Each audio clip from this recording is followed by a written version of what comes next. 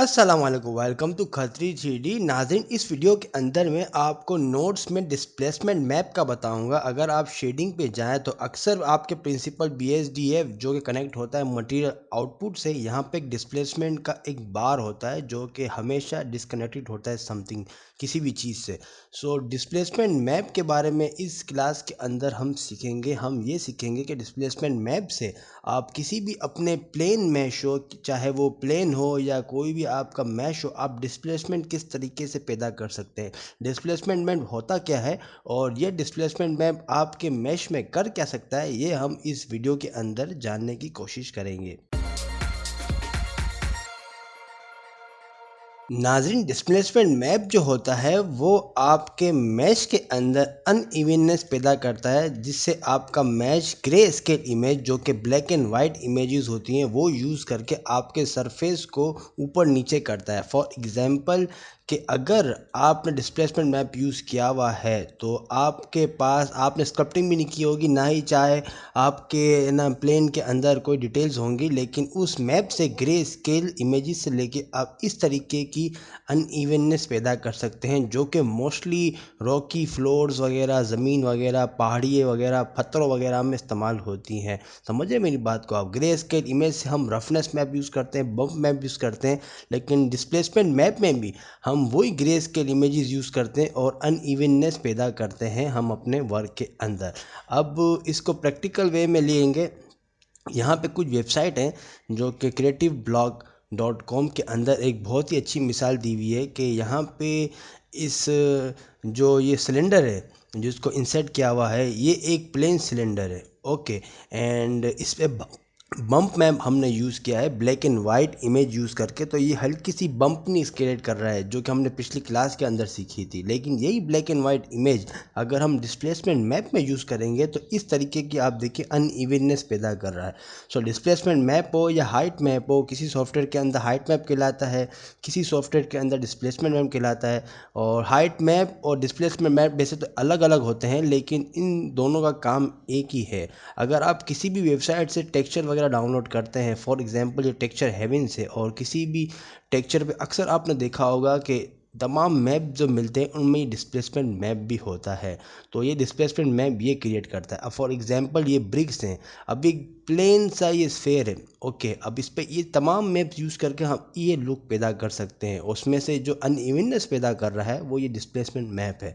तो displacement map बहुत ही important होता है, जिस तरह दूसरे मैप्स इंपॉर्टेंट होते हैं। सो अब इसको प्रैक्टिकल वे में लेंगे। अब डिस्प्लेसमेंट मैप के लिए आपको अपने प्लेन पे मटेरियल देना पड़ेगा। ओके, मटेरियल देने के बाद इसको कोई भी कलर दे दें। फॉर एग्जांपल ये मैं यहाँ पे इसको डार्क नेवी अगर देता हूँ, ठीक है, या इसको लाइट थोड़ा सा कर देते हैं।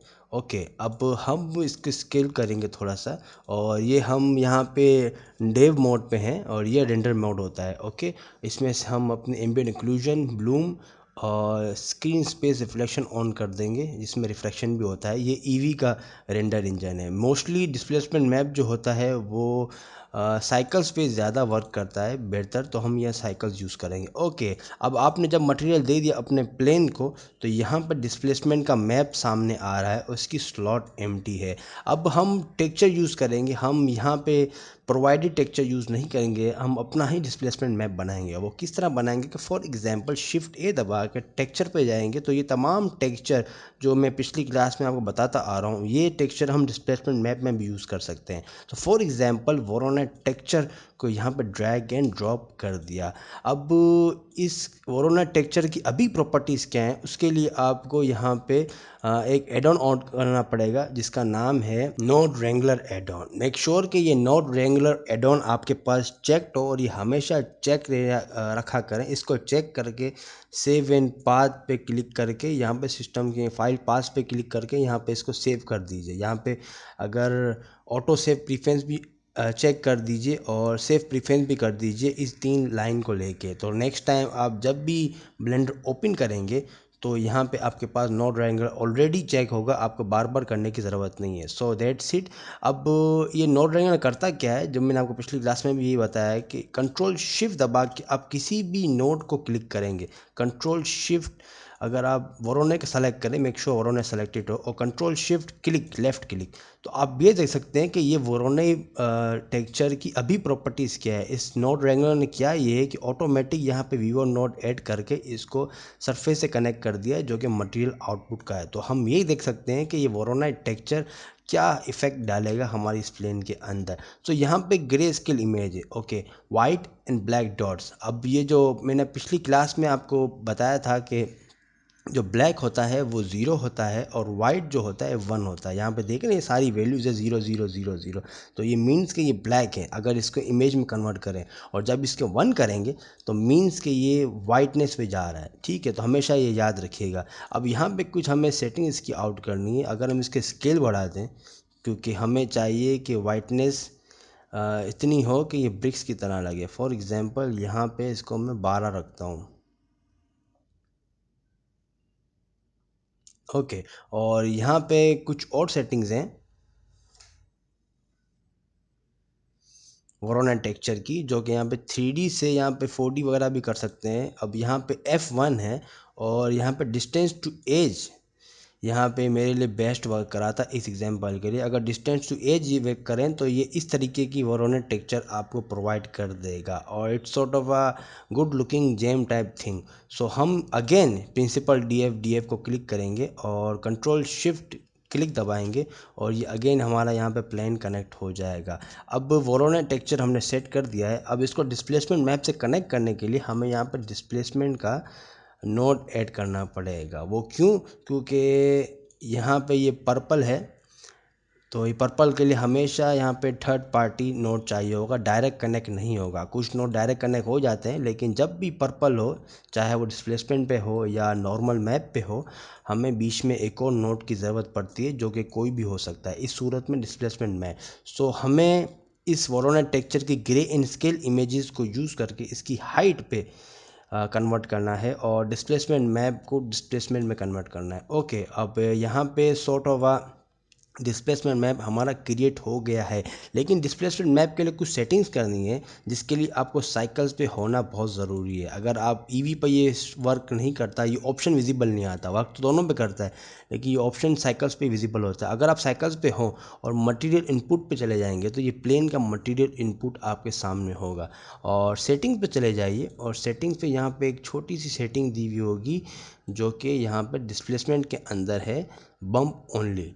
हमें इस पर क्लिक करके डिस्प्लेसमेंट एंड बम को सेलेक्ट करना है, जिससे हमारे पास यहाँ पे ये डिस्प्लेसमेंट और बम दोनों यूज़ करेगा। अब इसका मिडिवल हम कम कर देंगे ताकि ये बैलेंस हो जाए और इसके स्केल बहुत ज़्यादा है। अब हम क्लियर ये सकते हैं कि इसकी स्केल को हम कम या ओके कर सकते हैं, लेकिन ये देखिए नाज़रीन, यहाँ पे ये क्यों यहाँ पे डिस्प्लेसमेंट नहीं कर रहा। अब डिस्प्लेसमेंट के लिए ये बहुत जानना बहुत ज़रूरी है कि डिस्प्लेस अगर उसको हम एडिट मोड पे चले जाएंगे तो यहाँ पे सिंगल फेज दिया हुआ है। डिस्प्लेसमेंट मैप के लिए आपके मैश के अंदर टोपोलॉजी होना बहुत ज़रूरी है।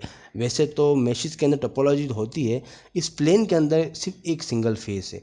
तो हम इसको सब डिवाइड कर देंगे और इसको बाय 10 या 20 कर देंगे अपनी मर्ज़ी से, ठीक है। अब ये नाजरीन देखें कि जिस तरह मैंने 20 किया, इसने डिस्प्लेसमेंट यूज़ करना स्टार्ट कर दिया है और इस ऑप्शन को जब मैंने ऑन किया था डिस्प्लेसमेंट एंड बम्प का, तब ये यूज़ कर रहा है। अगर ये बम्प ओनली होगा तो इतनी एक्यूरेसी यूज़ नहीं करेगा। सो मेक श्योर कि आप ये ऑप्शन ऑन रखें।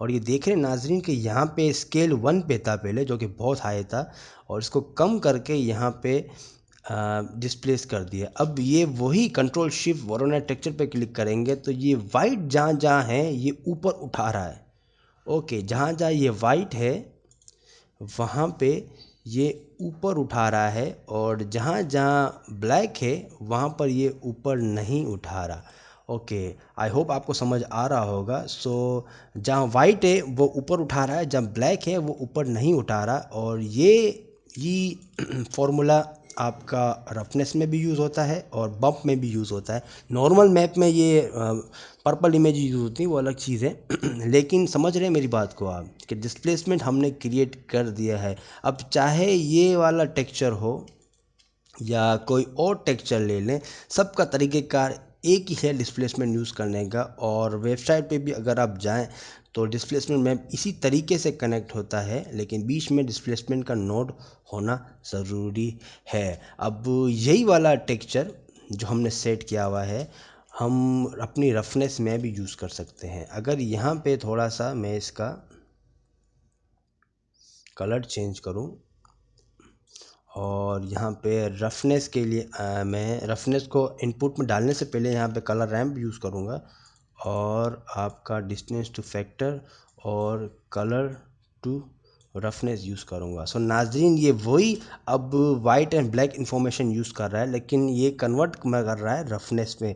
तो जहाँ जहाँ आपका वाइट है वहाँ पे ये रफनेस ज़्यादा है और जहाँ जहाँ ब्लैक है वहाँ पे ये शाइन कर रहा है। सो नाज़रीन, इसी तरीके से डिस्प्लेसमेंट मैप यूज़ करते हैं आप। डिस्प्लेसमेंट मैप यूज़ करने का तरीका सेम ही है जो कि हम रफनेस और बप में यूज़ करते हैं, सिर्फ यहाँ पे नोड्स की स्लॉट्स अलग है।